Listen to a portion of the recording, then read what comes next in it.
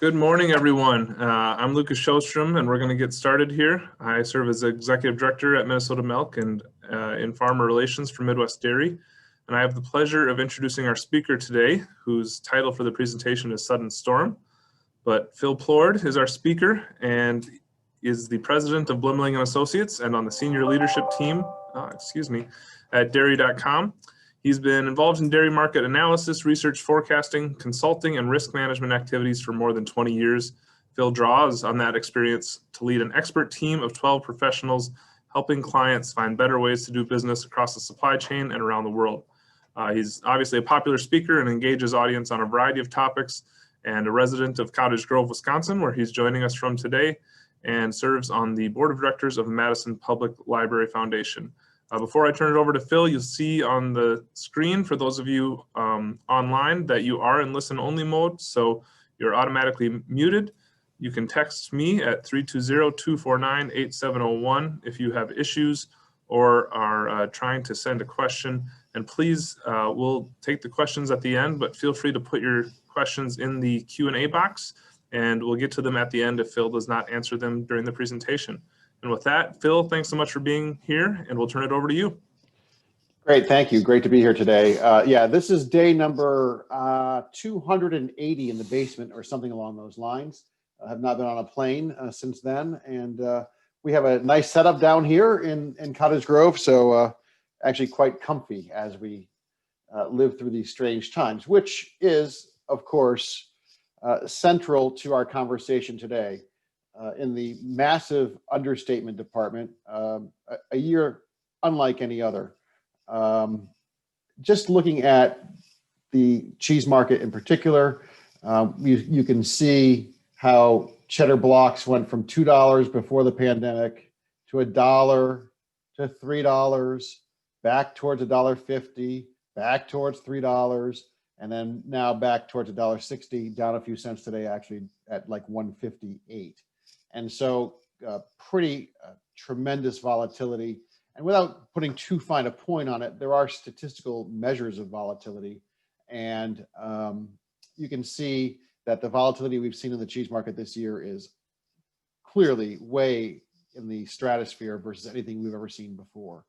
This 42% number is quite amazing. And just in the realm of trivia, numerous achievements along the way. We've had one of the biggest daily declines in block cheddar. We've had 4 of the 5 top all-time biggest daily gains. We've had the 5 of the biggest weekly changes, 5 of the biggest weekly declines. We've had the block barrel spread be at record levels. We've had all kinds of records we've set this year. Some for good, some for ill, depending on what side of the fence you're on. And I think that to just sort of frame the conversation and talk about where we are and where we're going, I think it's important to set the stage by looking at where Americans had been spending their food dollars. So if you look going all the way back to 2000, you can see that food service spending in the United States closing the gap with grocery stores. And really in 2019, in some months, we were seeing food service dollar sales above grocery sales. And so this is a nation that has been turning to eating out, I should say, much more than grocery stores for years. That's been the trend. And when you look at dairy demand in that context, before the pandemic, we estimated that restaurants accounted for about 50% of cheese and 45% of butter use in the United States. And you can see here, cheese retail 42, food service 48, institutional would be schools, commissaries, stadiums, those sorts of things. So a lot of cheese eaten in restaurants, a lot of butter. Some of these other categories, not so much. But when you look at it, clearly the restaurant trade being very important to cheese consumption. And so one of the things that we've talked about often, and if you've seen me talk before in the past couple of years, you may have seen this slide. It's one of my all-time favorite slides because this defines America in the American consumer, in my estimation. So this is going back about a year and a half ago. This was an actual promotion between Uber Eats, McDonald's, and Lazy Boy. And the basic premise was that by participating in this contest, you could win this really tricked out sofa. These are actually coolers. You can keep your shakes, your McFlurries cool in these coolers. And so the whole premise of this ad was, you can sit your lazy rear end on this Lazy Boy sofa, push a few buttons, and the McDonald's magically appears. And we were already going in this direction before the pandemic. And it's sort of the rule we always talk about is never underestimate the laziness of the American consumer. In all the market analysis that we do, all the things that we watch month to month, year to year, this one has stood the test of time. Don't bet against the laziness of the American consumer. And we've seen this play out in bizarre ways as this pandemic has unfolded. So this graph here is really just a updated version of the graph we showed you before. It's really this graph, but cut down in time. And you can see what happened as the pandemic really took hold in a big way in early March, late March, early April. We saw groceries, food service, restaurant spending plummet, and we saw grocery store spending accelerate. And this chart on the right kind of offers some definition there, where we saw in March grocery store sales up 31% and restaurant sales down 28%. Restaurant sales down 55% in April. But look what's happened since then. In the month of October, we saw grocery store sales up 8% and food service sales down 7%. Now, these are still big, big numbers. But what this tells you is that Americans have made the transition to figuring out how to get food delivered to them or some way access somebody else's cooking in a way that probably seemed a little unimaginable at the worst of the pandemic in April and May. When you look at how this is playing out in the food service space, a lot of it is happening at fast food restaurants. Their sales have been running up about 5% year over year. But the reality is that your average McDonald's was already doing 65 to 70% of its business through the drive-through lane. So the quick service restaurants, McDonald's, Burger King, et cetera, were already set up for success in these pandemic times. The real pain was inflicted on casual dining restaurants, such as Applebee's, Chili's, those types of outlets.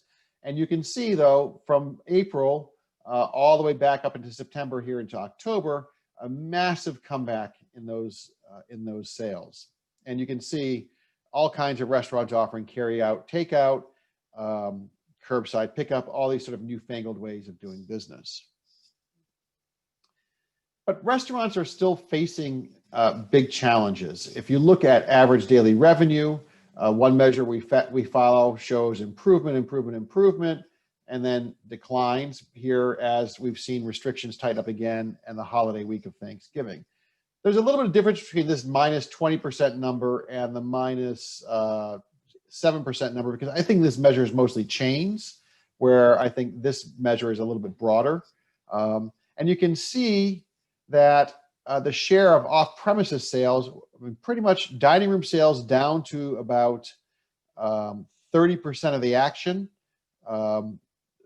and up to 70% of the action, where off-premises about 30%, but you can see the off-premises business growing again.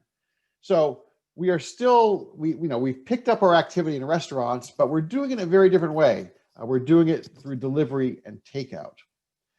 This has been good for dairy in at least one major regard. Pizza has crushed it in this environment. You can see here quarterly same-store sales results, Domino's. Let's face it, right? Domino's has been marketing itself as something like a technology company for the better part of 2 or 3 years, right? Just think of the advertising you see about Domino's. Do you see ads that say, hey, look, this is the best pizza on earth?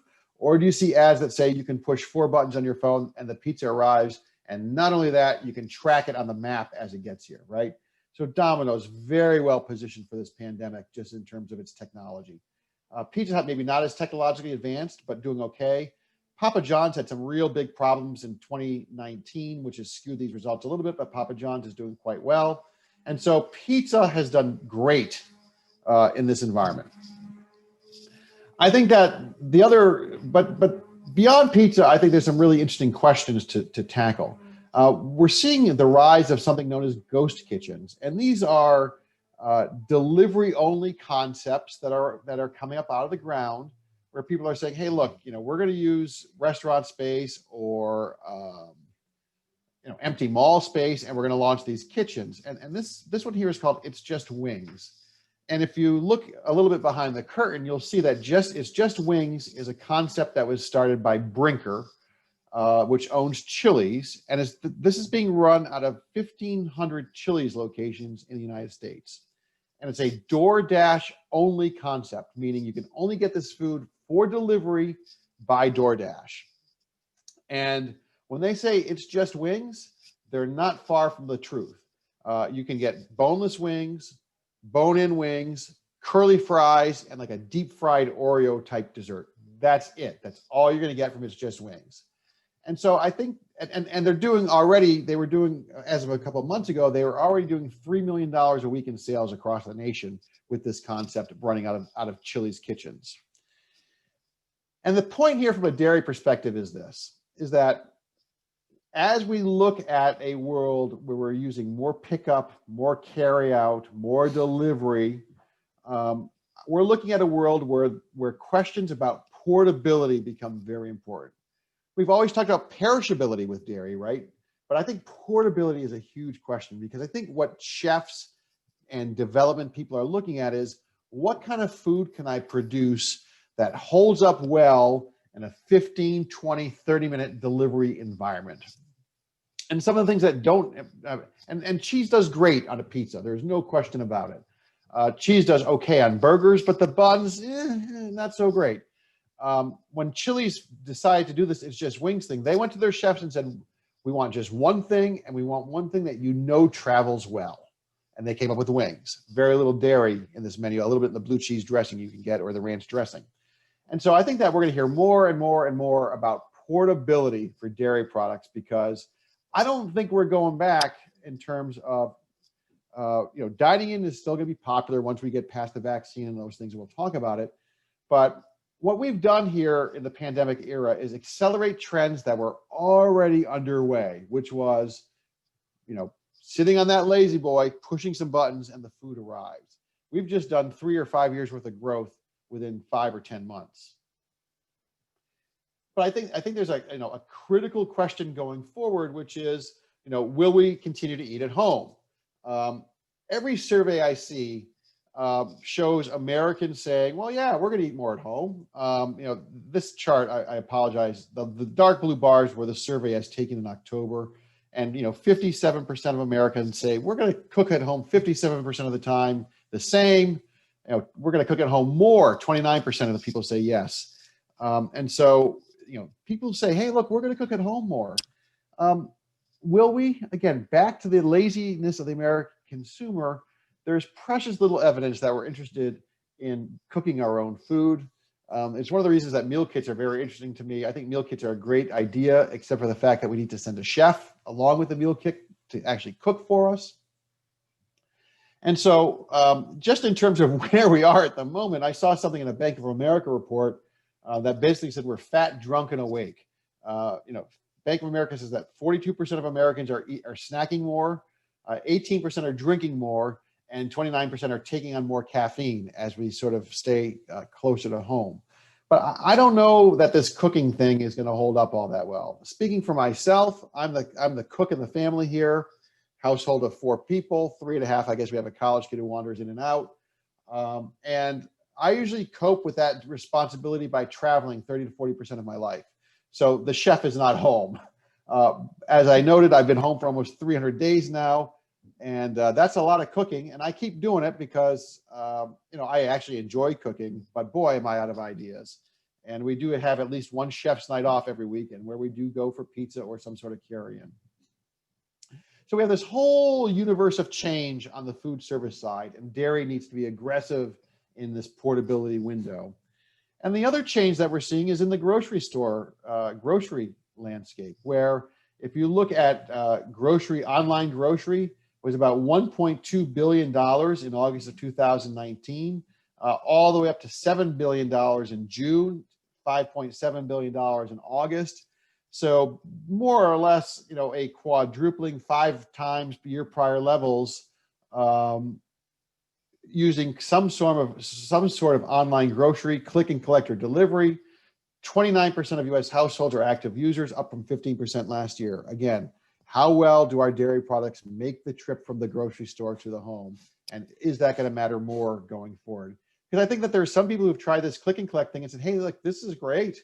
I don't have to go to the grocery store. And even moreover, the infrastructure has been so built up where the Krogers and the Walmarts and other retailers have spent a lot of money investing in making the click and collect experience pretty good.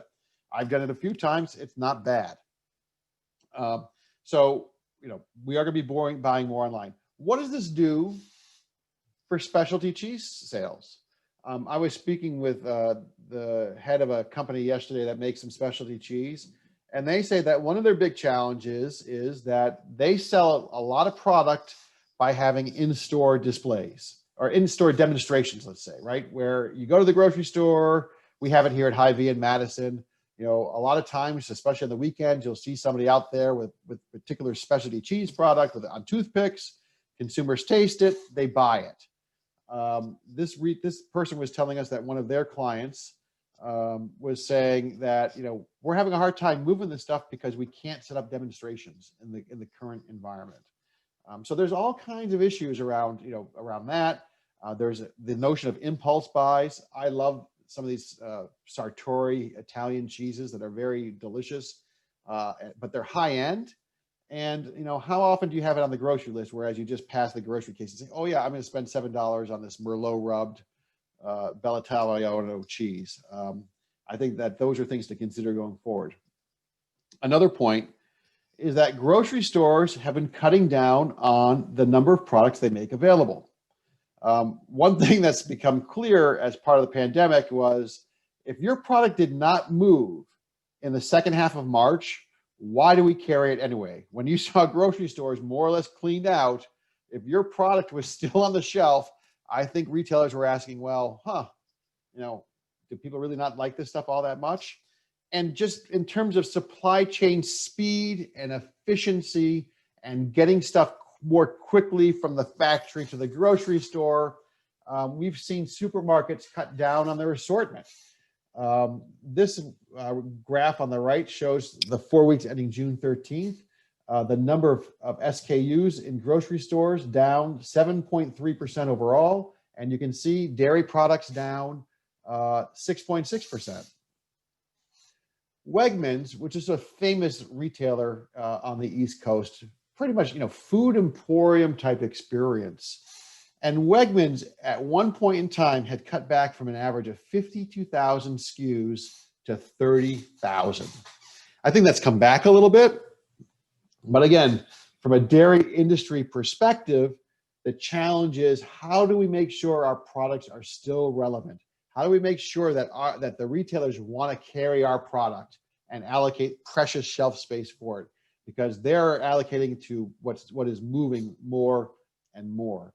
And I think that it's just going to play out in interesting ways. I think it might make it harder for specialty products to debut. I think that you've seen a lot of what we call line extensions over the years. Think about a product like Hershey's Kisses. When I was a kid and really not so many years ago, up to not so many years ago, Hershey Kisses were one flavor, 2 sizes. And the thing came in a silver foil and it was just milk chocolate. Well, Hershey's now makes, 5, 10, I would argue maybe even 15 different varieties of Hershey's Kisses in any given week, in any given run. And I think we're seeing companies cut back on that line extension as a way to preserve shelf space and increase focus. So something to keep an eye on from a dairy market perspective. A couple of other trends worth noting before we get a little bit more hardcore on dairy. Working from home is certainly more popular, and as a function of that, we're seeing people leave cities. So as of last week, the percentage of workers returning to the office was still running less than 20% compared to 95% pre-pandemic. There are a lot of people who like working from home. There are a lot of people who will continue working from home as we go forward. I think that employers are going to be okay with it because I think they're weighing the loss in synergy and communication against the cost of maintaining physical office space, right? And I think what we're seeing is that people are saying, well, hey, wait a second. If I don't have to go back to the office anytime soon, then why am I living cooped up in a big city paying a lot of rent? Why not just take my act on the road and move away? And we are seeing suburban and rural real estate sales boom in a lot of places that are not just a few miles down the road from the big cities, but a long way. I saw a survey recently. The National Real Estate Association, I think, says that the average American tends to move within 7 to 10 miles from their previous location. We're seeing people move now 1 and 2 hours away because they're saying, I don't have to go to the office. So why put up with traffic? They're looking for cheaper places. They're looking for big houses, and they're looking for space. So very interesting. But here's the thing to keep in mind. What does this do for the restaurant business? So for one thing, breakfast is already a problem, no matter what we're talking about in terms of geography, because the fewer people that are getting in a car and driving to work 5, 10, 15 miles, they're not stopping at Dunkin', they're not stopping at McDonald's, they're not stopping at Starbucks along the way. So that's something to, something to keep in mind. And then going forward, if we're not in the big city, what about lunches and dinners? So definitely a challenge that people are going to have to start thinking through as we look to how to keep restaurant sales preserved in the years ahead. And just in terms of less travel, this was published a couple of weeks ago. 72% said they were unlikely to travel for Thanksgiving. 69% say unlikely to travel for Christmas. Only 8% have taken an overnight business trip since March. I've not personally, and I used to travel quite a bit. And only 8% expect to travel for business within the next 6 months. And I would say I have no plans to travel anywhere over the next 6 months as of this moment, and really not much interest, to be honest with you. Pretty comfy here at home, other than having to do all the cooking. So how is this all played out in a dairy context? Well, for one thing, we're seeing that the losses we're seeing in food service and schools, which we'll talk about, and institutions and demand, we're not really making all that back up at home.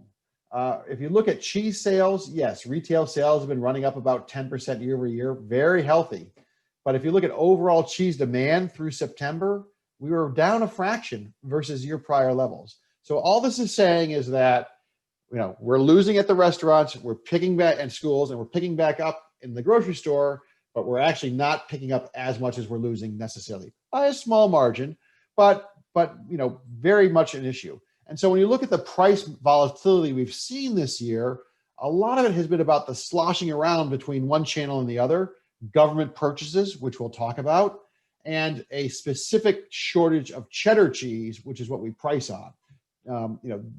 We've had plenty of cheese in this country, but what we're finding is we're eating a lot less stuff like feta that you eat in restaurants, and more cheddar because it's a familiar thing we're picking up in the grocery store. And so cheddar sales are outperforming the category, which has price implications. But when you look at overall demand, not so great. Butter's doing better. Demand is up 3%, but that's not bad. But retail demand is up 10% and has been up much higher at times, on average 25% since the pandemic began. So there too, we're baking a lot more cookies, a lot more baking, bread, all these sorts of things. But we're not, this 10% growth in retail is not fully translating to the bottom line and overall use. I think one of the things that we're losing a lot of is cream sales in the food service space, which has implications for butter manufacturing. Schools are a real problem. Approximately 60% of K through 12 students started the year virtually. Now we're seeing a lot more elementary school kids going back in places. New York City's reopening here. So there's some fits and starts around that. But the bottom line is that we don't have nearly as many kids in school. And even the ones that are going to school, their school lunch programs are not at all, they don't at all resemble what they used to be. And school milk, when we look at school milk, we believe it's about 8% of total fluid sales. So that means about 3.4 billion pounds of milk in the schools every year. Take 40-week school year, it's about 86 million pounds of milk that go into the schools. And if we're running at 50% of normal, which I think could be a charitable assessment, that's 43 million pounds of milk per week that we're losing. That's enough to make 90 truckloads of powder and nearly 100 truckloads of cheese. So, that's an issue. When we look at powder prices being sort of depressed, when we look at all this extra fat floating around and really cheap butter prices, this is a problem. And look, you could say some of this stuff is going to get picked up at home, right? Kids are not going to school. Mom and dad are going to buy milk for the home.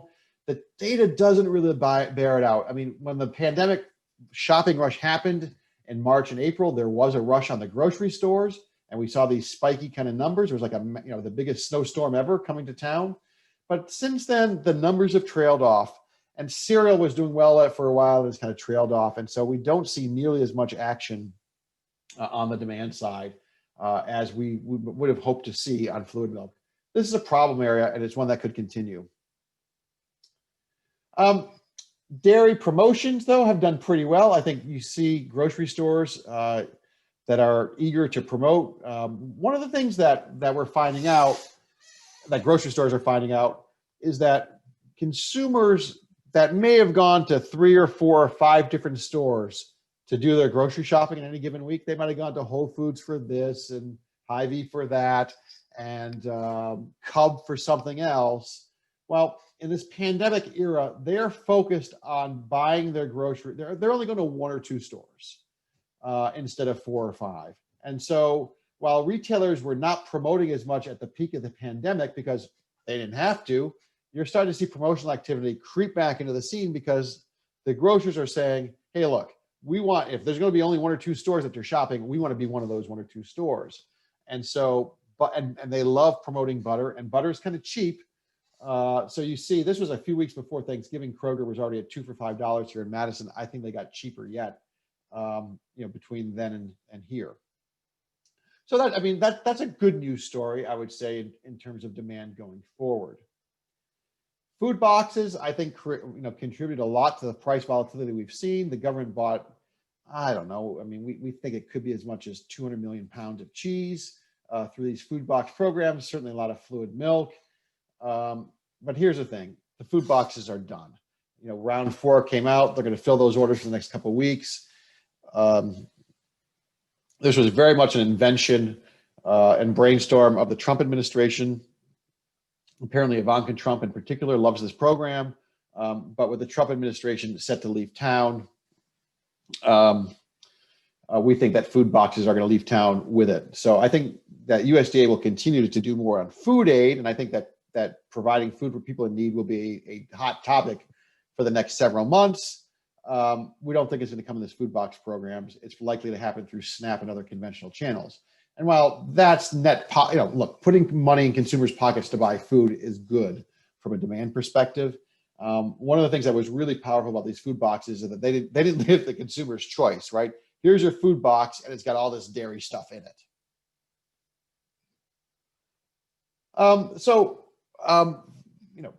I think we also need to keep an eye on export markets. You can see, we were very uncompetitive on pricing at the $3 kind of levels we saw in cheese, but all of a sudden now we're the cheapest cheese in the world on a spot basis.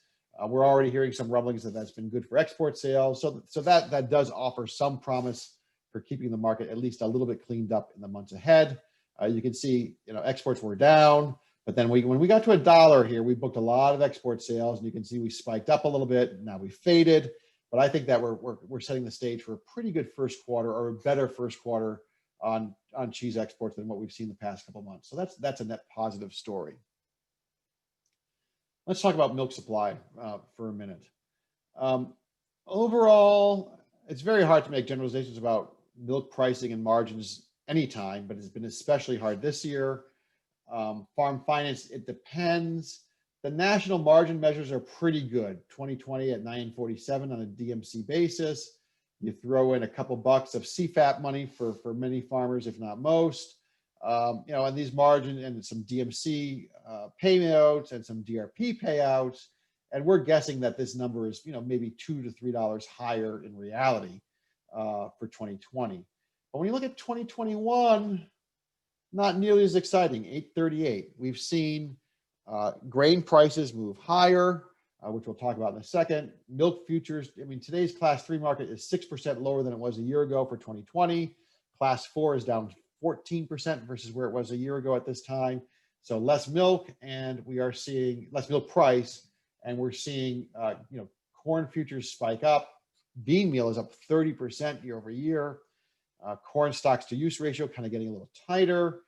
And so, the farm financial picture is a little squeezier looking for 2021 than what we were seeing before.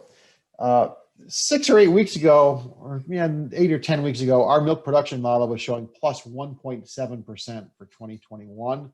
It's now down to plus 1.4%, and very much front weighted. We project to maybe much tighter milk conditions for the second half of next year with less than 1% growth, based on sort of this somewhat deteriorating farm finance picture over the past couple of weeks. We have good momentum from the good margins. That'll carry forward for a while, especially in the upper Midwest, but it's going to be a problem, I think. We'll see it grind lower here in the months ahead.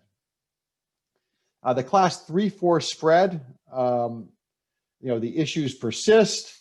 You can see we've never seen this much of a spread between class 3 and 4 milk. This year it's going to be over $4 per hundredweight. That creates some noise because we switched from a higher of class 3 mover to the average of plus 74 cents. And so you can see this new calculation. Class 1 mover is a little bit lower. And look, here's what this class 3-4 spread says. It says that we had it just reinforces the point that we don't have too little milk. We don't have too much demand. We had too little cheddar cheese for a while, and that's what drove this big number. We'll see this normalize next year. But what it's created is huge disparities in pay prices across the United States, depending on where you ship your milk. Local, regional utilization as well as local where your plant is. You can see class 3 way up here. We have the second highest class 3 price ever in July, but you can see federal order minimums not so great. Big negative producer price differentials. And I think a lot of farmers are getting more than the minimums. And if you're shipping milk to a cheese plant that's not pooling and paying on a cheese yield, you're seeing really high payouts, and you see that in local areas. But a dairy farmer that's shipping, in the Mideast to a, kind of balanced, or a plant that doesn't have any class 3 sales, are seeing a very different reality. So really wide disparities. So this is why it's hard to generalize about milk production performance. But on balance, history says more milk means less money at some point in time, and I think we're getting there already. Dairy cow slaughter is behind the year prior. We have some momentum on supply. In years where first half milk output is up by more than 2%, which is what we expect, close to that for 2021, the all milk price drops for about $2 versus the second half of the year prior. So, the futures market's already anticipating that reality. Just a note about something that sort of fascinated us in Blimling world, not least because we sell this stuff. The Dairy Revenue Protection crop insurance product has had huge uptake since its debut. About 25% of U.S. milk production under coverage here in 2020. Big numbers in terms of the amount of volume and some pretty big payouts. Q2 massive payout. We'll see how farmers do for 2021. But I think what's interesting about this from a milk production perspective is when you talk about DMC doing a really good job of protecting, let's say 250 cows and lower, and DRP doing a really good job protecting larger operations, or a lot of larger operations. We do see farmers that have had a lot of good protection in place this year, a little bit less going into next year because premiums are higher. But we do have some good insulation against downward prices, which I think is advisable from a risk management perspective, but it also means that milk production can stay sort of strong. A couple more points before we turn to questions. I love farmers because they're just optimistic, right? And so, this year has been kind of topsy-turvy, to put it mildly. This was supposed to be the year where the market took care of farmers. We were going to see $20 billion in direct payments, or federal support compared to $29 billion in 2019. FAPRI says we're going to be at $33 billion in government payments. I just read something from JP Morgan that said that real number is actually going to be close to $50 billion in government payments for dairy producers, almost as much as the market's going to give them. So, I don't know if that's a good reality or a bad reality, but certainly, suggests that the markets have been so-so. But the majority of farmers still see better times ahead. The Purdue Ag Economic Barometer remains pretty strong. Off a little bit in November from the pre-election highs, but still not bad. Just a few minutes on the macroeconomy. Don't confuse the stock market for the economy. They are not the same thing, but the stock market has done quite well. The S&P 500 at an all-time record high last Friday. Investors are doing great. We are seeing some talk about inflation, but from a consumer perspective, it's been pretty tame. Gasoline prices are low, but food prices are up about 4% year over year, something to keep an eye on. This is not because commodity costs necessarily, but because of delivery costs. Everything costs more. Labor, PPE stuff, transportation are adding to some food cost. But overall, inflation remains pretty tame. Is it going to remain tame going forward? I do think there's some sense that we're going to see some dollar weakness given the federal expansion of the balance sheet and sort of free money policies. The U.S. dollar is at 2-year lows. The Fed seems to be okay with a little bit of inflation. And so I think we're starting to see some spec money flow into commodities. As a matter of fact, I saw a chart earlier this week showing that the net spec long position for grain money management spec long position is at all-time highs for this time of the year. But if you look at crude oil, which we think is a good barometer, not doing much. The employment situation is doing better, but we still have 7% unemployment, still a problem. And some of these jobs are not coming back anytime soon in the travel sector. We keep an eye on retail sales. I'm not going to spend a lot of time on this other than to say, shockers, non-store retailers, which is internet, is doing well. We're tricking out our homes. Home Depot, garden equipment, all that stuff is doing pretty good. But look at food service, look at clothing. I like to think of myself as a professional, so I'm wearing a nice collared shirt today. I am wearing long pants, but with this work from home thing, no need to buy new clothes, and clothing stores are really taking it hard. I've been watching this with interest too. So this work from home thing is big, but there's also this work from anywhere type dynamic going on. And we see that RV sales have been really, really strong. And I think that there's some people that we've been reading a lot of stories where some people are literally hitting the road and saying, look, if I can work from anywhere, why not work from an RV? One of the big RV companies said in a story I read that they're getting a lot of inquiries about, how big is that table really in that trailer or that big van? Because, can I put my laptop and work comfortably from my RV? So RV sales are up. So we have a spirit of adventure. Hotel occupancy rates, not very good, still running about 50%. Airline travel, you read a lot about airline travel improving for the Thanksgiving holiday. We did see a little blip up, but we're still running at about less than half where we were a year ago. And there are some people that say that we're going to be down 35% in business travel for a long way to come. All right, 5 quick assertions and opinions and then questions. Number 1, the only certainty here is uncertainty. There's lots of questions and there's no way to predict the answers. There's no playbook. The most interesting thing I read about the virus in the past couple of weeks, it was an editorial in the Wall Street Journal, and it said simply this: the virus gonna virus. And we've seen that over and over and over again, right? The illusion that we're controlling it is just that, an illusion. The vaccine offers hope, but we're still in the rollout phase. Convenience and cost dominate. Companies that make it easy and make it cheap will stay in front. And again, play to the laziness of the American consumer. How do we make sure that we're portable enough to stay in front of the consumer in their accelerated laziness? I think it's easy though to underestimate our resilience. I mean, the stock market reflects that, doesn't it? I mean, normal is a long way off, but I think we'll figure out more ways to cope. Uncle Sam may be less accommodating going forward though. The election is over. And, food aid could remain a big deal, but, one of the reasons that farmers got a lot of love from the White House, here over the past 6 to 9 months was, let's face it, a lot of the states that were highly in play were ag states. That's not to say that the Biden administration will ignore farmers, but I'm guessing the love factor won't be as big. And I think that what you're going to see at USDA is a bigger focus on the consumer side of USDA than on the farmer side of USDA. You already saw that yesterday with the new head of the ag committee being named. And I think that over the near term, too much milk is more likely than too little. We have a lot of supply side momentum, but that could be a problem. But I think that by the second half of next year, we'll fix that. Finally, be proactive and not reactive. There's lots of convenient tools to manage price risk. Some are easy to use. Use them.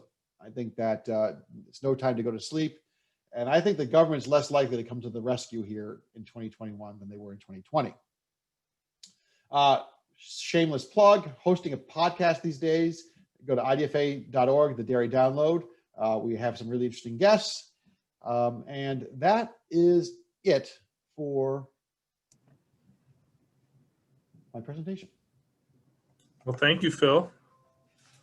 Well, I'm out of screen here. Well, thank you, Phil. We do have, well, first of all, great presentation. And I did bring my dress shoes and slacks today, but you're going to wear a jacket. I realized I don't really need those on. So I hear you. Couple of questions have come in, and the first two I'll ask. How much do you think the St. John's, Michigan plant will affect the block market and that block barrel spread going forward? Yeah, I think that the St. John cheese plant is going to take upwards of 8 million pounds of milk per day. It's already operating at something like 1 million. And from what I understand, they're already making some really good cheese, talking to some of the customers.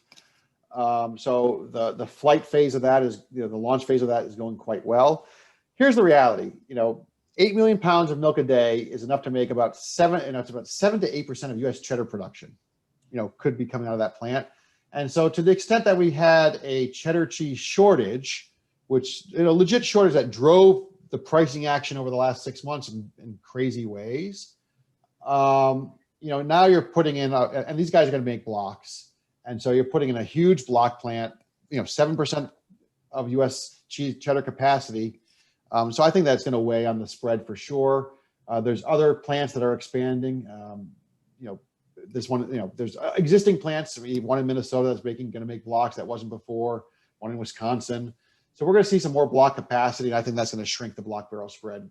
It's going to be a problem for the cheddar market over the near term, and it will compress that block barrel spread.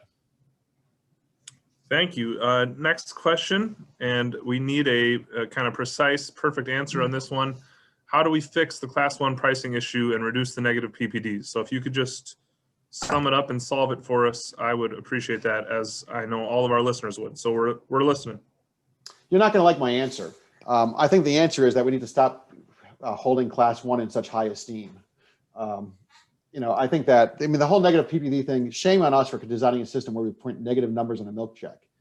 The psychology of it's terrible. I think that, from what I've observed, dairy farmers would rather see a low base price, would rather be paid. This is a very broad generalization, but psychologically, 14 plus 3 looks better than 24 minus 7, even though you're still getting $17. And so that's just bizarre. I don't know how we get away from that. As far as the Class 1 pricing, problem, I'm going to tell you that raising the Class 1 price isn't the answer, right? In terms of, sales. And I think that, before the pandemic, the average of system was a winner for dairy farmers, small winner, and now this has been a huge loser over this period. But I think that you'll see 3 and 4 come together next year. I think that'd be kind of, I don't know that 40% cheese market volatility, massive 3-4 spread. I think that we're operating in very, very crazy land as far as these pricing relationships. And I'm not sure that's a reason to throw out, there are many problems with the system in my estimation, but I'm not sure that, re-engineering the Class 1 mover is, I'm not sure it's all that necessary. It's ugly, and it's going to be ugly for the next few months. But we will see that normalize here over the next 6 months. Thank you. That's acceptable. That's as good as we can do. Next, just question, and I think this one was sent to you ahead of time also, but just asking about dairy cow productivity going forward. Are you seeing any signs of it slowing down? And then kind of along the same lines, but totally different, you talked about exports, imports. Are we seeing any changes in imports? So kind of a two-part question. Are we going to see a slowdown in individual cow production and any changes in imports going forward? No, I think we're going to see dairy cow productivity accelerate, actually. I think that, the farmers with whom I speak, and I speak to several, like a decent number of large farms or whatever you want to call it. I know several people that, plan on being in this business for the long run, and they are making massive investments in genetics. And they continue to use every kind of iteration of change to maximize their genetics. I mean, when people were selling out of cows earlier this year, and there were some really, really good genetic herds for sale in the East, these guys were snapping up those cows. And they're also working with the genetics companies to really go forward.